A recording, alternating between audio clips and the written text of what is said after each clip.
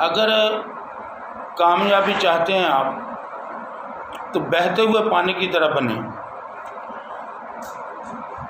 کتنا بھی پانی کیوں نہ صاف ستھرا ہو، اگر وہ ایک حالت میں کھڑا رہے گا تو اس میں تعفن پیدا ہو جاتا ہے. یہی حالت انسان کی ہے.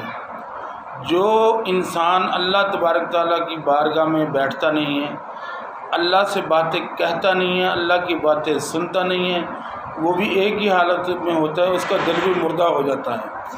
اپنے دل کو زندہ کرنے کے لیے بہت ضروری ہے کہ آپ آدھا گھنٹہ، 20 منٹ، 1 گھنٹہ، جتنا آپ کو ٹائم میسر ہو سکے اپنے اللہ سے باتیں کریں، اس کو اپنی باتیں کہیں اور اس کی باتیں سنیں. کیونکہ اس کے سوا نہ کوئی ہمارا دنیا میں کارساز ہے، نہ ہی کوئی ہمارا دستگیر ہے. وہ ہماری سنے گا بھی اور اس پہ ہماری تکلیفیں پریشانیاں بھی دور کرے گا.